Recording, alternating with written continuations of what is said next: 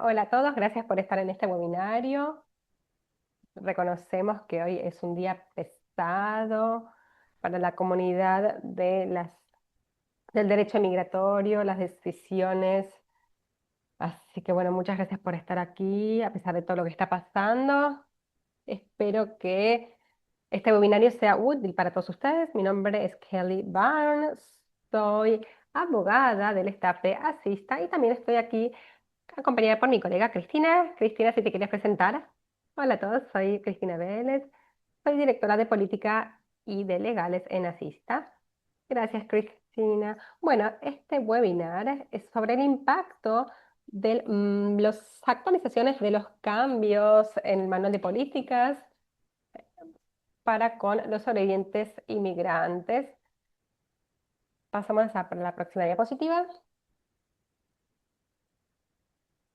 Bueno, este es simplemente un aviso legal de la OWW, la Oficina contra la Violencia hacia las Mujeres. Este proyecto ha contado con el apoyo de la subvención concedida por la Oficina contra la Violencia hacia las Mujeres del Departamento de Justicia de Estados Unidos.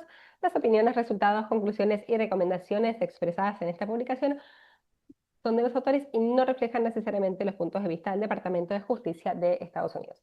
Bueno, entonces, nuestros objetivos del día de hoy. Al participar en esta sesión, los asistentes estarán más capacitados para describir los cambios introducidos en el Manual de Políticas del USCIS en relación con las autopeticiones en virtud de la VAWA y el artículo 8 USC 1367, determinar cómo pueden resolver el USCIS determinados tipos de casos tras la aplicación de los nuevos cambios y adaptar sus prácticas a los nuevos requisitos.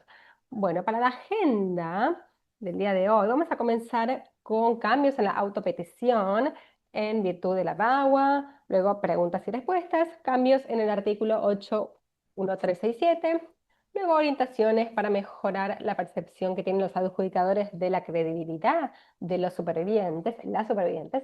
Tendremos por último preguntas y respuestas y finalmente conclusiones. Así que bueno, esto, recuerden, queremos siempre escuchar de ustedes qué es lo que están viendo en sus casos, así que la idea es que sea una sesión interactiva. Por favor, participen. También durante todo el webinar pueden escribir o les invitamos a que escriban sus opiniones, sus ideas en el chat. Bueno, vamos a comenzar con las autopeticiones de PAGUA. Recuerden que el 22 de diciembre del 2025 han entrado en efecto y hay todavía peticiones pendientes desde esa fecha en adelante. Son retroactivas. Bueno, lo primero de lo que hablaremos van a ser los cambios en el manual de políticas evidenciarios. Como ya deben saber, hay una, un destaque de que el DHS tiene plena discrecionalidad para determinar qué pruebas son creíbles. También USAIS ha concedido que las pruebas deben ser detalladas, específicas, pero USCIS va a poder determinar qué evidencia es creíble y qué peso dar a cada evidencia. Enfatizan qué evidencia puede ser creíble y se sabe que puede ser externa o internamente consistente, que sea posible y que sea lo suficientemente detallada. Entonces, hace ya un tiempo animamos a que los abogados presenten pruebas concretas, además de pruebas, bueno, fotográficas, declaraciones juradas y las evaluaciones psicológicas, porque hay un escrutinio muy grande en términos de lo que se necesita. El USCIS ha declarado que se necesitan muchos detalles, incluyendo la dirección, fecha de nacimiento. Esta es una consideración, no decimos que siempre hay que seguir estas recomendaciones, pero son consideraciones para enviar declaraciones juradas, siempre en apoyo de de los supervivientes inmigrantes. Y bueno, enviar también la mayor cantidad de información sobre el grupo demográfico. También se habla en el manual de la colaboración o de la corroboración. Se-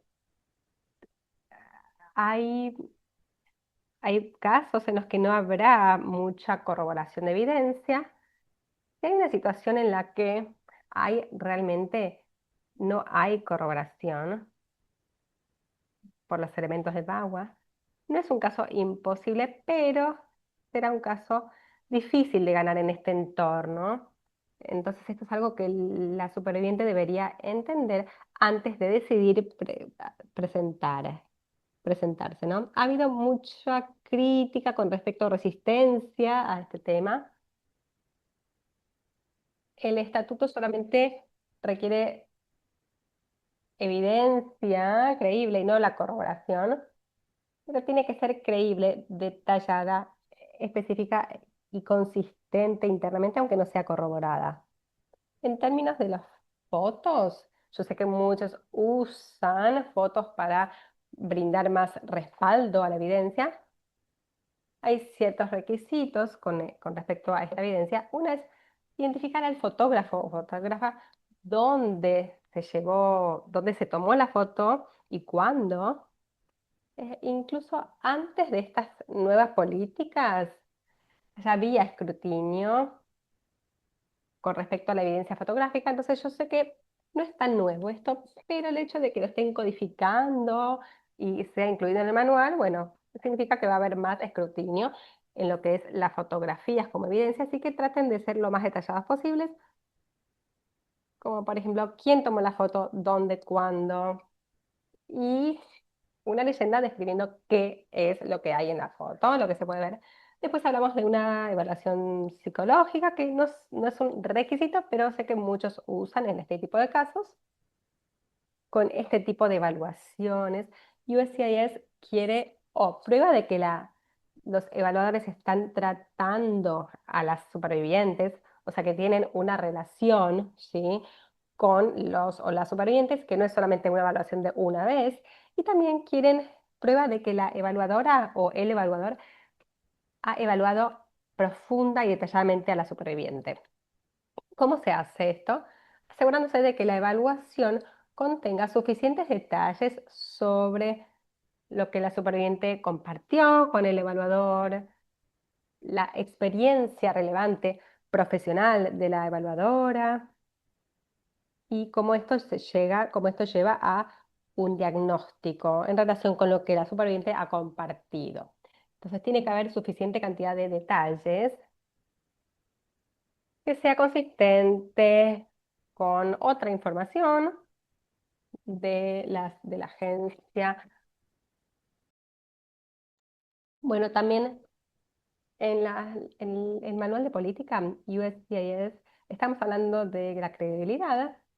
Y hablamos de que si la superviviente en el pasado había presentado un documento fraudulento, por ejemplo, o deliberadamente ha hecho una declaración falsa, eso puede socavar la credibilidad de toda la evidencia en la autopetición, no simplemente la evidencia en el área donde hubo una falsa declaración, ¿sí? Esto es algo muy importante de recordar.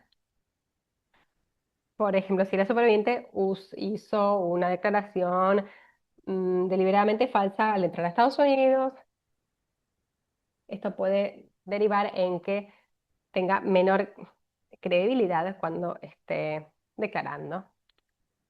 Así que en esos casos va a ser todavía más importante tratar de que haya colaboración, poder conectar cualquier tipo de declaración con el abusador y que todo sea, como sabemos, ya como ya hemos dicho, la evidencia sea consistente, que tenga la mayor cantidad de detalles posibles. Yo diría que esta orientación en práctica no parece nueva particularmente.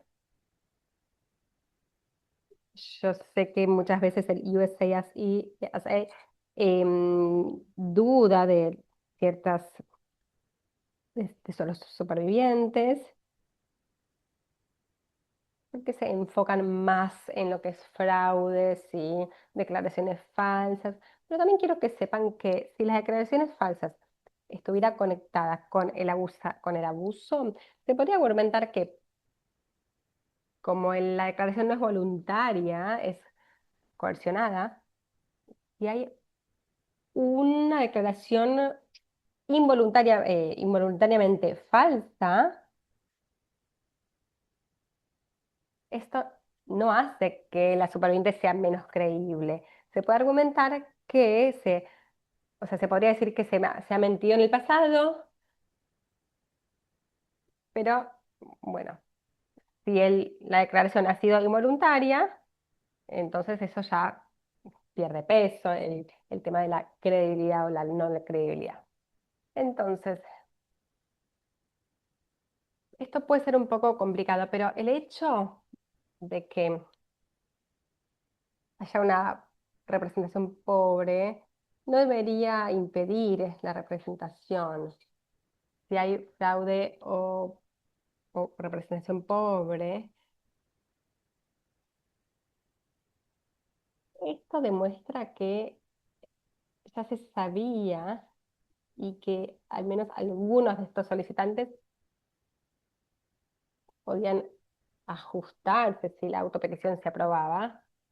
Entonces muestra que se tenía la intención, a pesar de que había una historia de tergiversación o de falsa representación. Entonces, el hecho de que, o sea, no es consistente decir que una persona que realizó un falso testimonio no va a ser nunca más una persona creíble. Pasamos a la siguiente. Bueno, pruebas o evidencia de la relación que da derecho a la solicitud. Bueno, ahora USCIS dicen que ahora exige a a los auto, a los solicitantes por cuenta propia que presenten pruebas de la disolución del matrimonio o matrimonios anteriores del maltratador.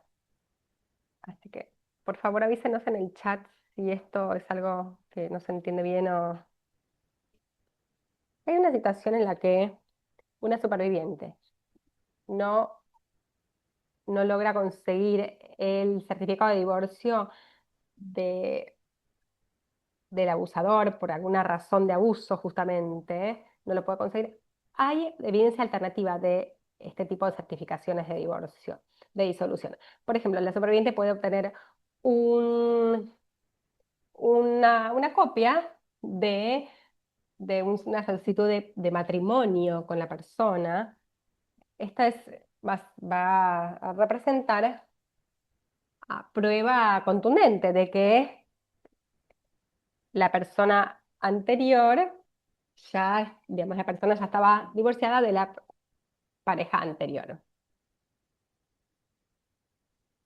Así se va a tener conocimiento de que el matrimonio anterior se había terminado. O también una declaración jurada de personas que conozcan a la pareja y que sepan que la pareja ya había terminado la relación anterior. También se puede incluir evidencia que va a brindar apoyo a a la esposa o a la pareja. Entonces, incluso si el matrimonio con el abusador no es válido, siempre que, siempre que se haya terminado este matrimonio. Entonces, siempre hay que asegurarse de que se tenga elementos para esa excepción. Así es que lo primero es que el sobreviviente tiene que indicar que sí creía que sí se casaron con el abusador y que tenía que dar evidencia de que sí hubo una ceremonia de matrimonio. Y también tiene que dar evidencia de que sí creyeron de que la persona que abusó de ello estaba libre de casarlo y también lo último es también de que no hubo nada que hizo el sobreviviente para poder hacer que el matrimonio fuera inválido. Y también requería, perdón, lo que involucra sobre certificados de nacimiento Se puede ver que la USCIS está ocasionando también duda de que el acta de nacimiento no está registrado con el nacimiento, lo cual en ocasiones puede suceder, no significa que tal vez sea fraudulento. Esto posiblemente no va a ser como un castigo automático para establecer la relación, pero si también si se tiene un registro, un acta de nacimiento registrado tarde, también se tiene que explicar el por qué y también se necesita segunda evidencia como registros de hospital, del nacimiento, certificados de bautizos, registros escolares demostrando la relación de los padres, otro tipo de registro médico como del médico registrando también los padres como padre o madre como madre y padre como padre para poder restablecer mejor la relación. Ahora la siguiente diapositiva. La siguiente actualización es de que es uno bastante grande, es que USCIS dice que también en el manual que el abusador tiene que tener estatus USC o LPR, el agresor, perdón. Este es un cambio bastante grande porque nunca se había tomado una posición tan firme como esta antes. Su justificación para esta posición es que el tema de LLP es de que si el agresor, en caso de VAWA, tendría que haber sido que el agresor tendría que haber sido un USC o LPR en el momento de la agresión. No se indicó realmente un motivo de por qué. Nuevamente, su razón está basada en un estatus en una estructura bastante diferente. Se puede ver los dos y se puede comparar que la manera que están escritas son muy diferentes y no lo sigue realmente. Es solo que la primera cancelación es lo mismo para la petición propia de Bagua y la diferencia es que la estructura falta explicación y potencialmente si alguien fuera a buscar una revisión ante Tribunal Federal, puede ser una manera potencial para el desafío después del requerimiento y también después de que estas diapositivas fueran aprobados, se rechazó el tema del LLP en la decisión de Bawai y se llama Cárdenas versus Attorney General. Aquí voy a poner la citación en el chat para las personas.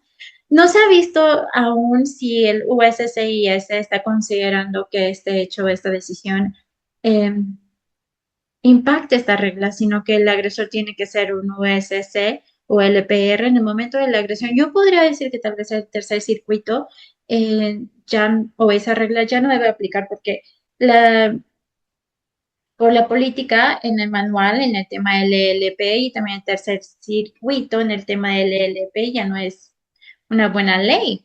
Y además, otro argumento se podría decir que es un poquito riesgoso de que el meter la solicitud de un agresor ya no tiene el estatus en ese tiempo del abuso y el sobreviviente entiende esos riesgos y potenciales. Es una buena manera de revisión o diferente foro por considerar. Otra cosa también es, hay una definición más estricta de lo que se había utilizado previamente.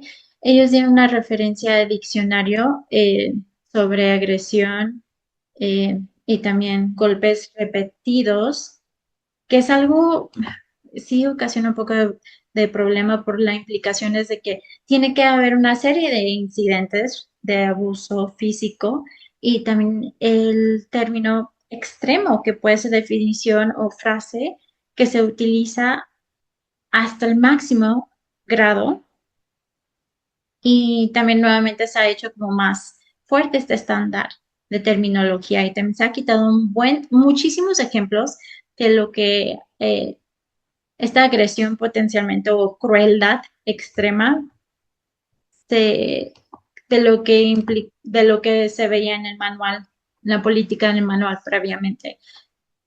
Y otra cosa es de que si el agresor está intentando obtener control del, de la persona que está haciendo la petición, aún esta, se puede utilizar esta estructura cuando se está tratando de proveer evidencia de crueldad extrema, pero también tener en mente que la USCIS está probablemente buscando más detalles en estos casos. En estos casos, también se puede hacer un argumento de que hay una definición más amplia sobre agresión y crueldad extrema y también en propósito detrás de petición propia de VAWA y regul- las reglas, perdón, que ya no son tan claros en abuso de agresión, y también Hernández versus Ashcroft, que posiblemente están en su material o deben de estar en su material.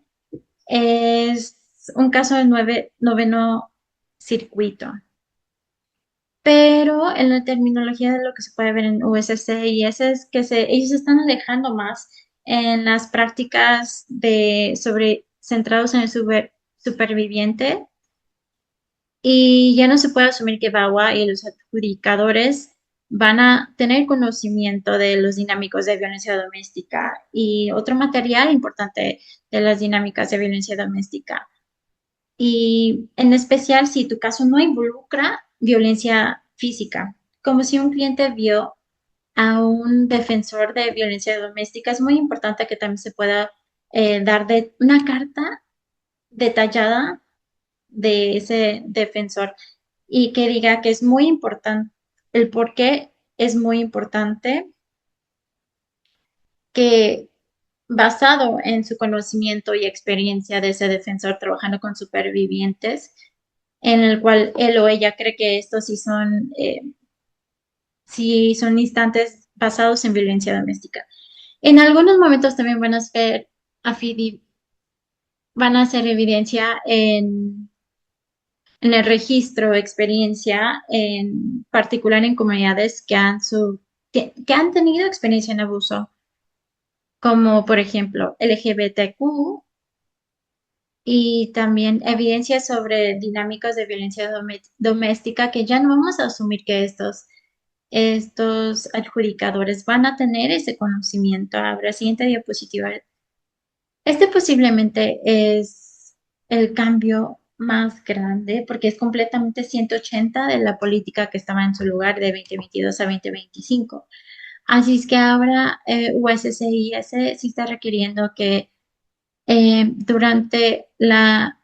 de que esto haya sucedido durante momento que hayan residido con el agresor durante la relación y esa litigación se ha metido. Esta era su política en el pasado, esta era la política antes de 2022, esta litigación sí tuvo éxito. Esto me sugiere que esta política, eh, alguien lo va a litigar nuevamente en contra de esta política. Y también es susceptible a los argumentos. Esto también se tiene que hacer en otro foro porque el USCIS ya decidió que estos cambios no son retroactivos y también debido a que este cambio es 180 de diferencia y también hay argumentos de que pueda ser susceptible a que no pueda ser aplicado de manera retroactiva a peticiones que están pendientes desde el 22 de diciembre de 2025 y nuevamente con estos argumentos no siempre funcionan a nivel de USCIS y esta petición es denegado debido a que no sucedió en el momento dentro de la religión, en el momento de la religión que lo califican y también tengan en mente de que si no tienen una residencia en conjunto y en especial durante la relación que los calificaba. Ahora, buena conducta moral. Una cosa que USCIS es de que es muy significativo, es de que el conducto resultando en detención mandatorio va a ser un factor negativo en la determinación de GMC. Y esto no distingue entre detención criminal y no criminal. Nuevamente, nos encantaría escuchar en el chat o ver en el chat lo que han visto, pero esto también me sugiere que si una persona tal vez entró sin inspección y debido a esto tuvo que entrar a inspección mandatorio de decisión del año pasado, USCIS puede tal vez implicar de que esta persona le puede tener falta de buena conducta moral. Y así como ustedes también puede ser que algunas personas no pueden obtener una petición de VAWA. No hemos visto una decisión de USCIS que sostenga esto aún, pero esto es algo que estamos monitoreando y queremos que tengan en mente también que detención mandatoria ahora con la ley de Lakey Riley, ahora cargos muy simples como robo, por ejemplo, si una persona ha sido conviccionado, entonces esto puede llevar a una detención mandatoria. Y también USCIS potencialmente está diciendo que este acto también puede ser falta de buena conducta moral. USCIS también ha indicado de que si una persona no indica revela, perdón, su historial criminal, aunque tal vez no sea material elegible, por ejemplo, historial criminal fuera del periodo de 3 años, que no es un crimen agraviado, entonces se puede decir que aún está siendo un factor negativo considerado en toda la credibilidad, de toda la credibilidad, en toda la evidencia de todo el caso. Así es que esto se puede ser como si fuera una declaración falsa en el pasado y se puede ver de manera negativa también en toda la solicitud. Así es que sí es de buena práctica que pueda el superviviente pueda indicar todo el historial de esta affidavit, aunque tal vez no se le haya pedido exactamente. El USCIS también ha dicho mucho o hecho mucho énfasis en la habilidad de poder considerar actos fuera de este periodo de 3 años y que ese tiempo tal vez no es lo suficiente para poder demostrar buena conducta moral, sino que también se enfocan en factores como rehabilitación y qué tan severo fue la conducta pasada y también para han removido algo del lenguaje favorable que hablaba sobre en la versión previa, que hablaba sobre adjudicadores que tenían evidencia total, incluyendo también los factores positivos que estuvieran fuera de ese periodo de 3 años. Y también creo que es muy importante que pueda haber evidencia positiva sin importar lo que diga este manual, para que ellos puedan ver un poquito más sobre este periodo fuera de los 3 años. Otra cosa que también USCIS ha indicado es que pueden denegar una petición sin primero denegar la solicitud sin emitir una RFE o un NOID. Esto lo hace muy importante para poder incluir múltiples piezas, si es posible, de cada elemento, en el momento de poder meter la solicitud. Obviamente hay veces que sí se necesita suplementos, como si hay un tiempo límite, pero en general es muy importante que se pueda meter una petición eh, con Bueno, otra cosa es que pareciera que los empleados de los campos que están llevando a cabo 45 entrevistas, perdón, las entrevistas de 1.48.5, ya no hay una política de la agencia que les impida preguntar sobre el abuso, sobre estatus de abuso.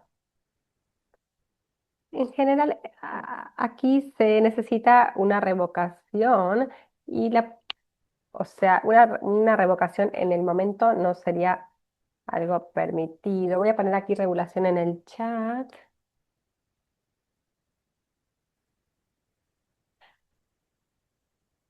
Y por último, yo iría a cada entrevista con esa cita y una réplica no se permite.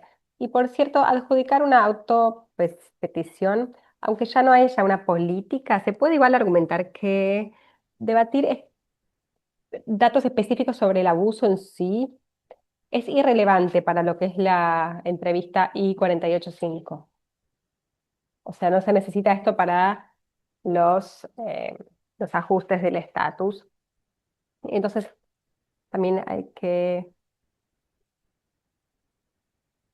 se puede hacer preguntas, más preguntas a través del NOID o RFE. También puede haber terapeutas que pregunten con respecto a los maltratos o a los abusos. Esto puede ser un agregado, los psicólogos o terapeutas en las entrevistas. Bueno, ahora vamos a hacer una hipótesis, ¿no es cierto? Devika entró a Estados Unidos sin pasar por el control de fronteras, está casada con Paul, es un ciudadano estadounidense que la maltrata. Tiene un hijo de 4 meses, Tyler. Paul le dijo a Devika que las madres de verdad dan el pecho y no trabajan. Y quería que la deportaran si intentaba conseguir trabajo. Devika tiene problemas para producir leche, pero Paul se negó a comprar leche de fórmula para Tyler o darle dinero para comprarle. Desesperada por alimentar a Tyler, Devika robó leche de fórmula mientras Paul estaba en el trabajo. Fue detenida, pero el caso fue recientemente desestimado por no haberse celebrado un juicio en el plazo establecido. Entonces, ¿cómo podría afectar la detención a su buena conducta moral?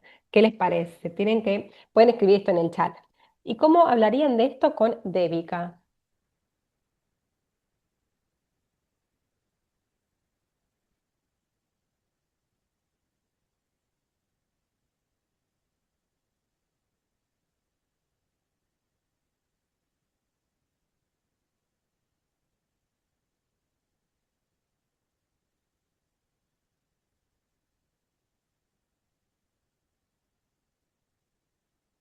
Acá GMC, pueden hablar de Laken-Riley Act, la ley de Laken-Riley, detención mandatoria en GMC. Acá mencionan de vuelta la ley Laken-Riley. Sí, acá veo, van por buen camino. Entonces, primero, bueno, pensar que el hecho de que Devika fue arrestada, bueno, punto, eso ya es un motivo. Muchas veces el USCIS le da demasiado peso a lo que ya es un arresto. Bueno, hay preguntas sobre el Lake Riley Act y lo otro es algo que ya han mencionado, que es una de las ofensas, ¿no? Y un arresto puede no siempre llevar como resultado a una condena. Y hay que tener en cuenta siempre que el manual de políticas usa el término resulting in, o sea, derivar en detención mandatoria, o sea, no sujeto a, subject to. Entonces, de esta hipótesis podemos pensar que Devika, si está, ella no, es- no estaría, de hecho, arrestada, detenida en un centro de detención de inmigrantes, sino que sería su... Y esto no resultaría en una razón para para que le afecte su conducta moral. Entonces, en conexión con el abuso, siempre sería una buena idea si se puede hacer esta conexión. Y también se puede argumentar que el comportamiento en el que incurrió debido al maltrato, esto es algo que ella no podía controlar. Eso no tiene implicancias en su carácter, porque el carácter no es algo necesariamente que la persona controle. Las acciones que se toman como reacción a personas que están fuera de su control, esto no puede ser considerado una fuerza o un impacto negativo en el carácter moral de una persona. Entonces, dicho esto, igualmente, la buena conducta moral es algo discrecionario y, bueno, todo esto que es subjetivo, pero se está ajustando bastante en lo que es en la frontera para a través de, bueno, hemos visto ejemplos de Congreso tratando algunos casos de manera más permisiva. como exenciones bueno, en términos de la deportación, por ofensas de violencia doméstica. Hay muchos ejemplos, muchos casos en los INA que se están tratando de manera más leve y que no se cuente solamente en el hecho de que haya una relación con el abusador o con el abuso. Bueno, a ver, vamos a hablar de la retroactividad. No vamos a pasar mucho tiempo con esto, pero acá no vamos a encontrar realmente una respuesta potencialmente positiva por fuera de USCIS, pero si una regla puede ser aplicada retroactivamente, bueno, estos factores irían en contra de la retroactividad, porque bueno, esto es simplemente el, el 1,80 de práctica anterior. Si quieren ver un ejemplo de cómo se consideran estos factores en tiempo, en la vida real, la decisión de, bueno, de esto que tienen ustedes aquí en el libro, se decidió. Pueden ver la decisión ustedes ahí que lo tienen en su cuadernillo, cómo se aplican estos casos en la vida real. Sí, eso lo pueden ver directamente. Bueno, entonces, algunos consejos prácticos. No puedo resaltar lo suficiente la importancia de la evidencia sobre la dinámica de la violencia doméstica, en particular cuando no hay abuso físico o maltrato físico. La colaboración también va a ser importante. Perdón, el poder corroborar, no colaborar. La corroboración que se pueda obtener va a ser muy importante. Esto va a ayudar a la credibilidad en términos generales y que haya evidencia más allá de las declaraciones del superviviente. Si no se puede obtener, bueno, la superviviente debería poder explicar por qué en su declaración, va a estar en la carta de presentación y también bien, hay que incluir en la cover letter la razón por detrás del estándar de evidencia corroborativa. Hay mucha legislación histórica, si se puede ir a la página web, hay muchos materiales muy buenos a nivel legislación, como antecedentes. Solía haber lenguaje de por qué existen los estándares, ¿no?, de evidencia corroborativa. Ahora ya no están, pero entonces es muy importante mencionar nuevamente que existen porque las personas que están en una relación abusiva pueden no tener el mismo tipo de evidencia que las personas que están solicitando otro tipo de, de- de solicitud regular. Entonces, si vemos los criterios solamente de USCIS, entonces preguntarían, por ejemplo, ¿es consistente internamente? ¿Es detallado suficientemente? ¿Es consistente con otros documentos en el expediente? Y se va a decir que, se va a argumentar que sigue siendo consistente aunque no tenga corroboración. Y esto me lleva al siguiente punto. Siempre hablamos bueno, de revisar siempre la presentación para estar seguros de que haya siempre coherencia y consistencia. Sabemos que esto es difícil ahora, ya que, bueno, traten de saber siempre si ya se ha, o sea, si la superviviente ya tiene un récord, un registro con UCIS, porque si se dice que no es coherente con lo que se tiene, puede ser que ya no se los crea, no se los considere creíbles. Y luego, de acuerdo, en relación em, bueno, suplementar casos pendientes cuando sea apropiado. Esto puede ocurrir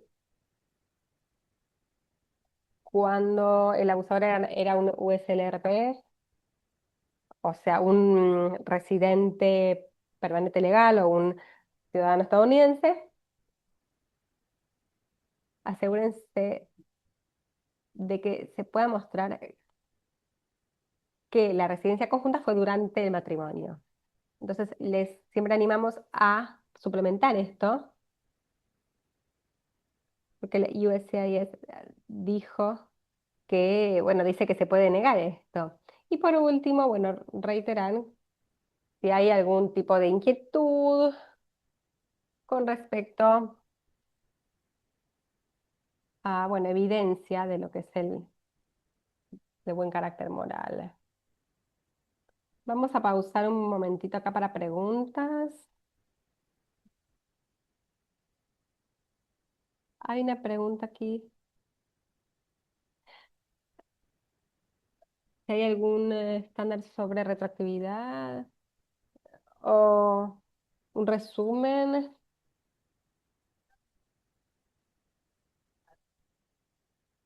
No, me entusiasma compartir que en nuestra página web para autopeticiones, que tiene bastante debate sobre la evidencia y algunos buenos argumentos, que creo que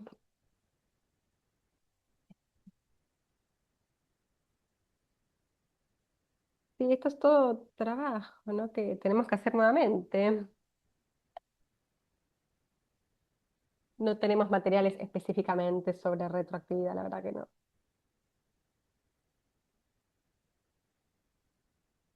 Ah, sí, gracias por ver el chat, yo no lo tenía acá a mano. Sí, a ver, esto no es específicamente sobre este tema, pero se puede ver el precedente en el circuito, incluso en el contexto de inmigración. No la recuerdo ahora la cita de memoria, pero la podemos buscar, ¿eh? Había una decisión favorable que decía que, sea, que las definiciones no pueden ser, los cambios no pueden ser retroactivos, pero hay que ver en el tercer circuito. Si está en el tercer circuito, quizás hay que usar alguno de estos argumentos.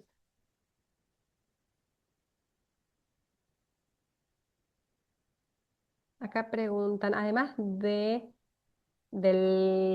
PA que pusieron arriba, ¿hay otros materiales para la sesión?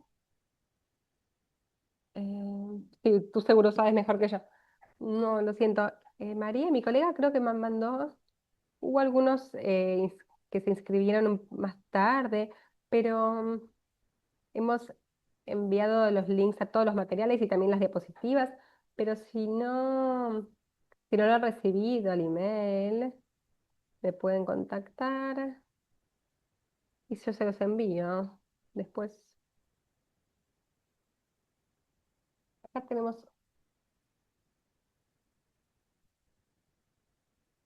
tenemos una alerta de política en la 367 en el manual. Lo estoy poniendo acá en el chat antes de empezar con esa sección. Sí, suena bien.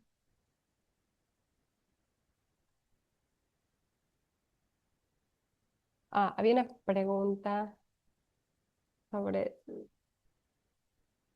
sí, si un superviviente sabía que su esposo, su esposa era LPR o S, pero que no tiene evidencia,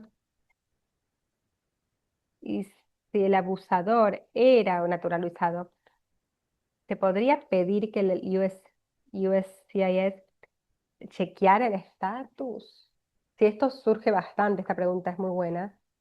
Yo he escuchado que USCIS ha empezado a pedir evidencia, incluso en situaciones como hemos descrito, incluso cuando la persona es una persona naturalizada o ciudadano o residente permanente legal, pero si la persona, si el USCIS tiene evidencia del estatus, se puede pedir definitivamente, sí, al USCIS, y el USCIS debería hacer esto.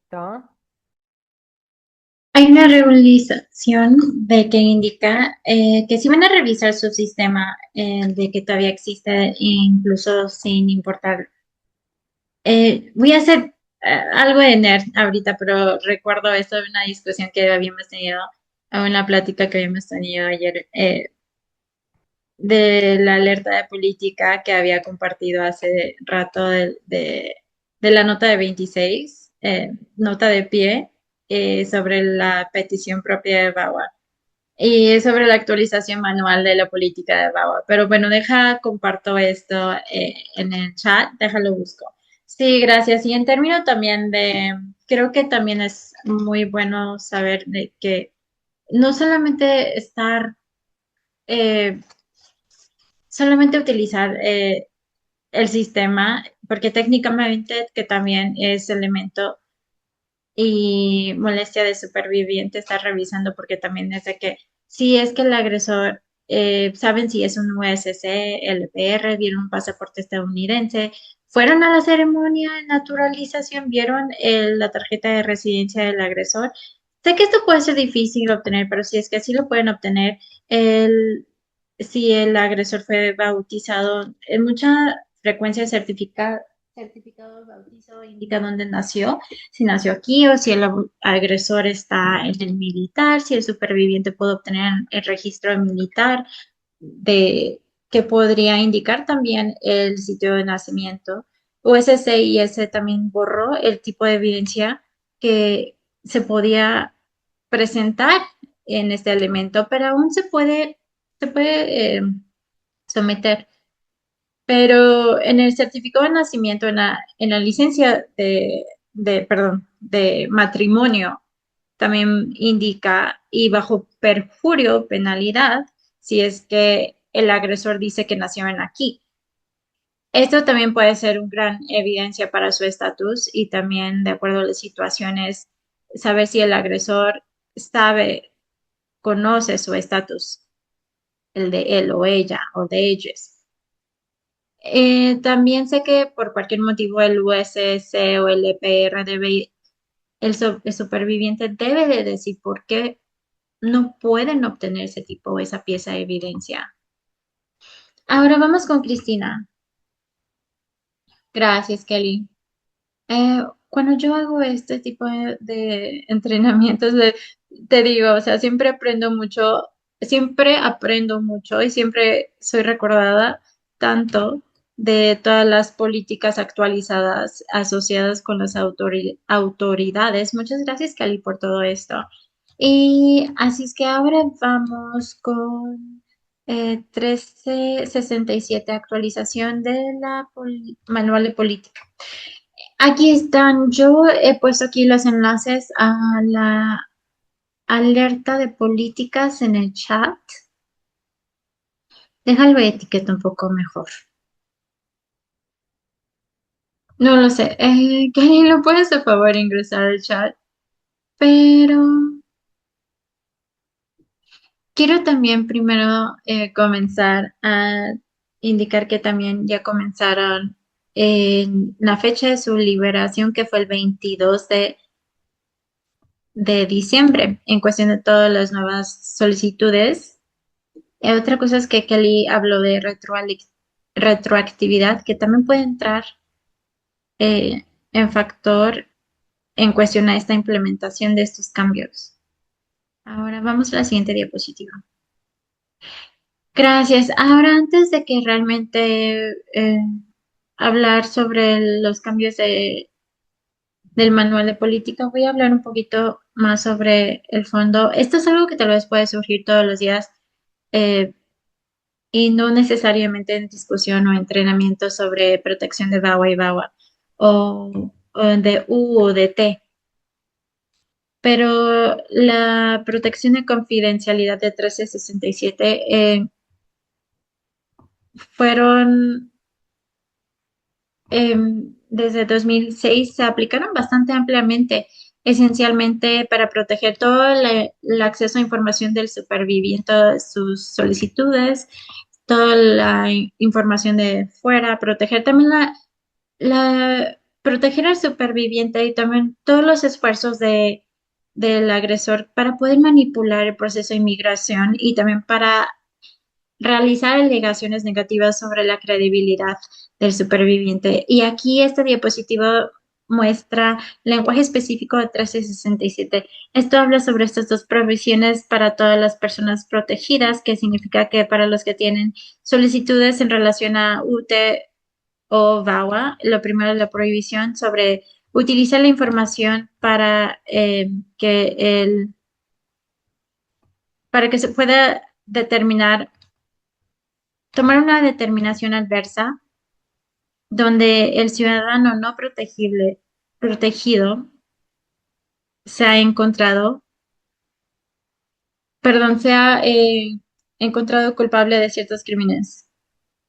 Ahora, lo siguiente es también la prohibición de divulgar información para divulgar la información a cualquier persona fuera de este tipo de agencias que también puede ser eh, Tribunal Inmigración o DHS, desfavorable en la admisión, perdón, en inadmisibilidad o deportabilidad basándose únicamente en información proporcionada por una fuente prohibida. Y cualquier información que tal vez haya sido proveído por un agresor puede ser visto como, o básicamente para que USCIS tenga como, que haya implementado esto de una manera que realmente haya hecho un esfuerzo para poder obtener información, eh, tal vez de tercer partidos no relacionados a ello, recursos prohibidos, antes de poder tomar cualquier tipo de determinación adversa en cuestión o basado en la información del superviviente. Ahora, los cambios de la política o del manual que son más significativos, de acuerdo a la primera provisión, eh, esta actualización del manual de USCIS denunció la intención de poder aplicarlo como escrito, lo cual lo hace que sea más angosto. Va a ser un poquito desafiante, perdón, va a ser un poquito difícil desafiar el cambio de interpretación para que se pegue un poco más cercanamente al lenguaje. Pero yo sospecho que en muchos casos no lo han implementado literalmente porque es difícil de poder hacerlo.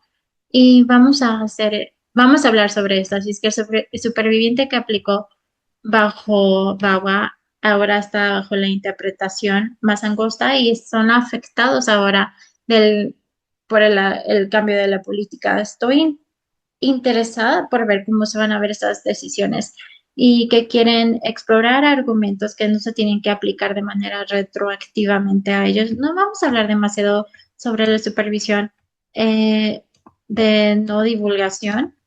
Quiero dejarles saber que el DHS siempre ha interpretado que la provisión de no divulgación permita que los diferentes subcomponentes de la agencia compartan información de los aplicantes cubiertos o personas cubiertas. Esto significa que USCIS siempre ha podido divulgar esta información a ICE. Esto no es un cambio en interpretación. Y también la provisión de no divulgación mantiene esta excepción para que aplican a actividad eh, de fuerza policial legítima, incluso con esta separación, esta, incluso en estos casos se tiene que mantener la confidencialidad de la información hasta el mayor extento posible.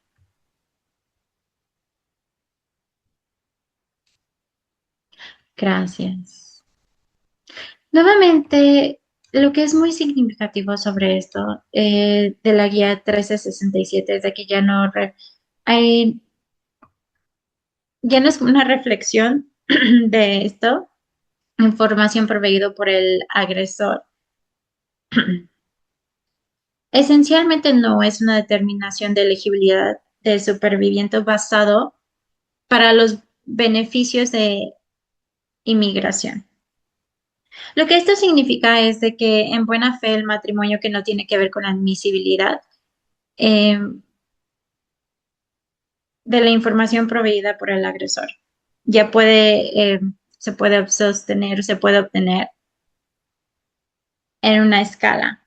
Ahora se está indicando que el adjudicador puede considerar esta información obtenida del agresor sin buscar evidencia independiente corroborativa, solamente para evaluar las prácticas establecidas para poder determinar la credibilidad.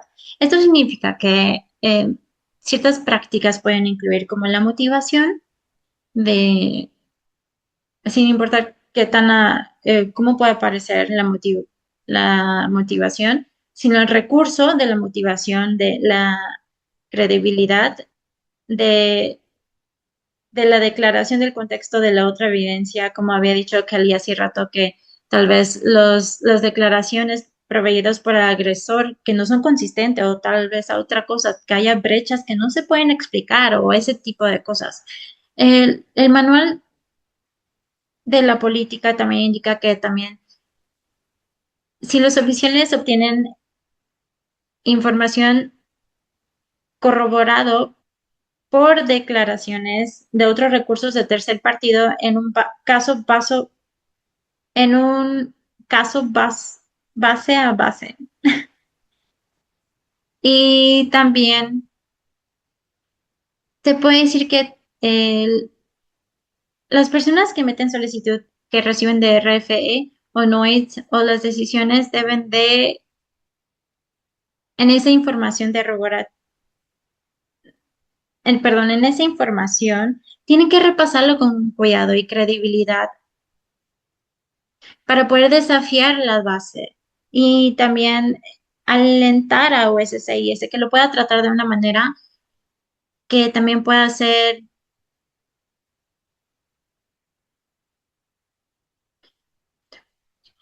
Ese también requiere que el USCIS pueda permitir que el solicitante pueda tener la oportunidad de poder responder a la información y proveída del recurso que se obtuvo de exterior o de fuera. Esta sección también de esta manual de la política tiene la evidencia general y aquí está el enlace. Aquí también hay información que tiene la oportunidad de que se puede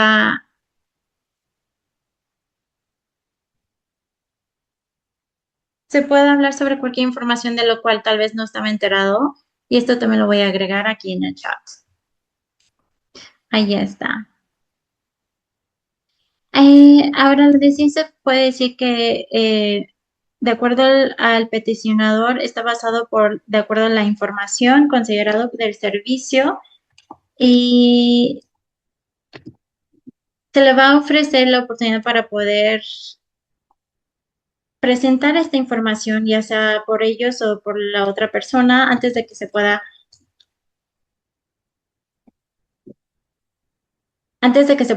dar la información. Así es que también yo creo que si USCIS se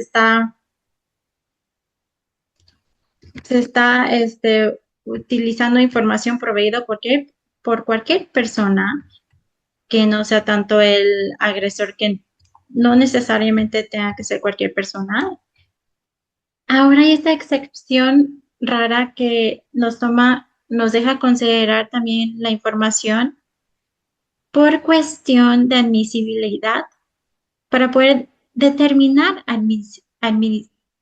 una ofensa, perdón, si es que han sido encontrados como una ofensa también para poder 237A2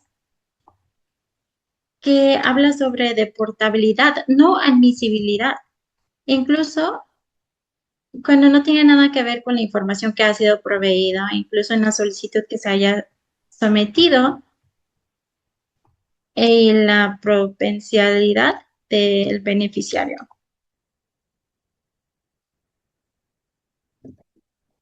Y en caso de que se requiera perdón, de que se haya sido encontrado de algún tipo de ofensa, de fraude, sí puedo ver potencialmente.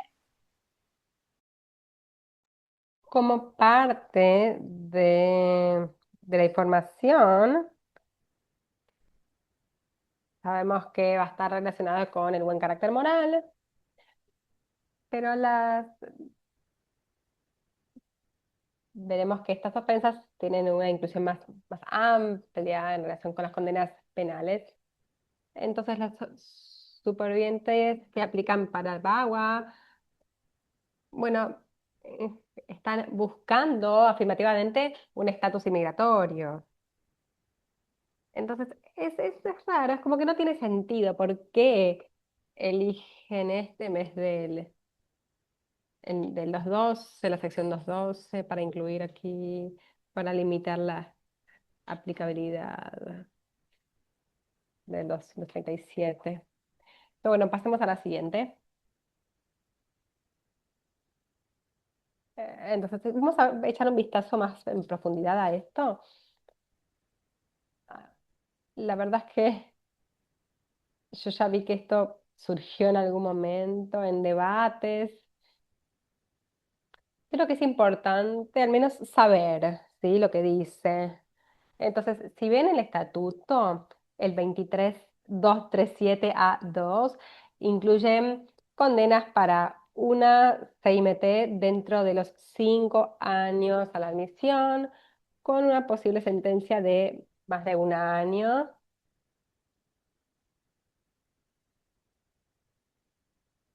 Bueno, después, por ejemplo, delitos graves agravados, bueno, consumo de drogas, excepto marihuana.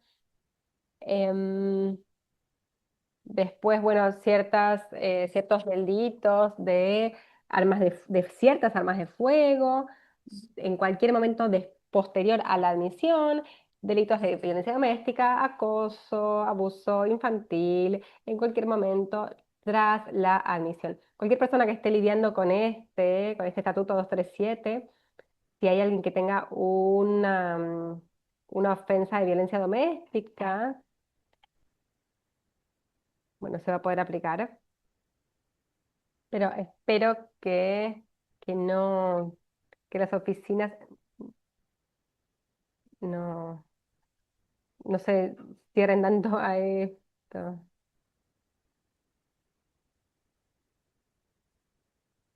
Entonces, esto también se incluye el lenguaje, ¿no? ¿Y cómo va a aplicar la corte, por ejemplo? Como que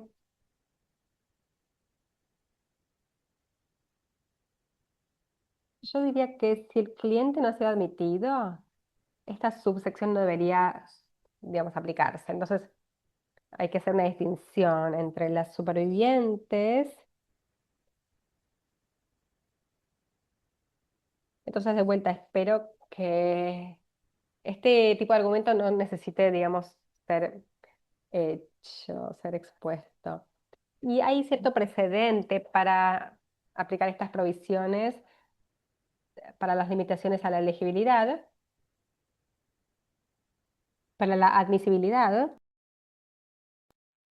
bajo otros criterios. Esto es en el contexto de la cancelación de deportación, que ocurrió en la decisión de la Suprema Corte en el 2020. No está totalmente claro para mí cómo va a surgir, qué va a pasar luego, pero puede, puede surgir a través de apelaciones, pero bueno, es muy difícil de probar, me parece. Y la verdad que hay dificultades para documentar cómo el USCIS toma estas decisiones. Tenemos ahora una encuesta. Vamos a poner a prueba nuestro conocimiento.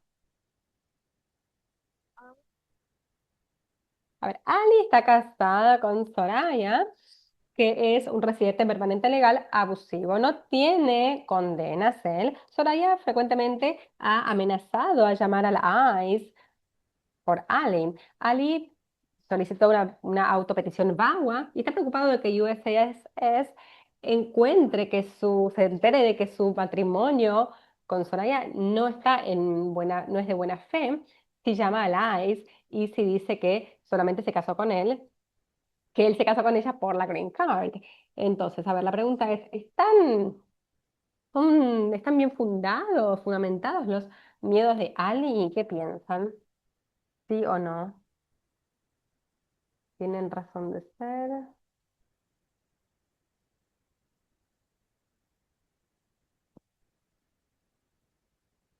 Bueno, por una cuestión de tiempo, voy a ver que veo que todos están respondiendo sí, y desafortunadamente es cierto. Sí. Gracias a todos por haber respondido. Y bueno, ahora vemos que esto le permite que se pueda determinar la elegibilidad para el relief en relación también con toda esta información. Sin embargo, Ali va a poder tener una oportunidad de eh, responder y refutar las declaraciones de Soraya. Bueno, ahora vamos a pasar a las preguntas en unos momentitos nomás. Voy a tener en cuenta las manos levantadas, pero obviamente pueden también hacer las preguntas por mi chat. Bueno, las actualizaciones del manual de política también ha agregado algunas cosas varias, ¿no? Además de todo lo que acabamos de ver, USCIS ha declarado que la registración y los requisitos de cambio de dirección aplican a personas protegidas y que las personas protegidas no están excusadas de brindar una dirección física cuando se les solicite. Desafortunadamente vemos que hay muchos ejemplos de personas cuyas aplicaciones son rechazadas porque no han brindado una dirección física en el formulario. Y han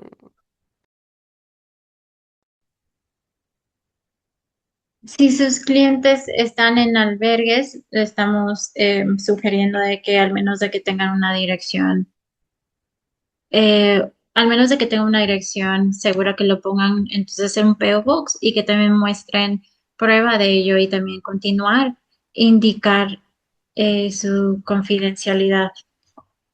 El USCIS ha indicado que 1367 la protección termina una vez que la persona se haya naturalizado. Esto es algo que ya habíamos visto antes, pero aquí ya lo aclararon. Dijeron de que posiblemente van a considerar información proveído de agresor si es que se está considerando desnaturalizar. Pero eso es el único momento después de que ya los procedimientos de desnaturalización haya comenzado. Esperemos y que esto no sea algo que se tenga que ver, que se aplique. Y también dice que el USCIS ha aplicado eh, abogados o también un representante acreditado puede comunicarse con el centro de llamada sin el no ciudadano. Esta es una de las buenas cosas dentro de todo esto. Ahora vamos al siguiente diapositiva. Y una vez más estamos en consejos prácticos. Sí, reconocer también de que, bueno, ahora en adelante aplicar este recurso bastante angostamente y también argumenta que la información presenta argumentos perdón. Ten en cuenta que algunos sobrevivientes criminalizados no recibieron protección de disposición sobre fuentes prohibidas, argumentar que la información proporcionada de abusadores, traficantes, agresores no es creíble, presenta argumentos en contra de retroactividad si corresponde, prepara argumentos sobre por si ciertos supervivientes criminalizados deberían seguir estando protegidos por la disposición sobre fuentes prohibidas. Prepárate para solicitar esta información en cuestión de estatus y regularizaciones y también está preparado para toda esta información de expectativa y esta folla. y pelear contra esa folla. Ahora vamos a tomar una pausa breve aquí y después vamos a regresar con Kelly. Adriana tenía la mano levantada. Eh, no sé si esto fue intencional. ¿Tienes alguna pregunta?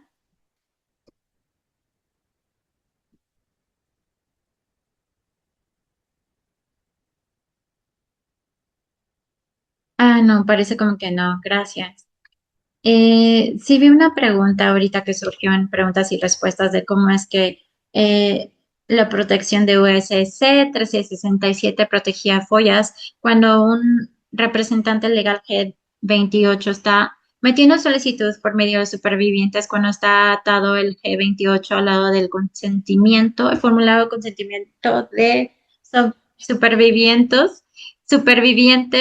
¿Cómo es que el Departamento de Justicia y el Departamento de Justicia 361? Este es el formulario de OJ 361. Este es el formulario de FOIA. Ah, sí, sí tiene sentido. Pero yo creo que si tiene un G28, si tiene el permiso de superviviente, entonces sí deberá de poder proveer la información. De, creo que la protección de 1367 se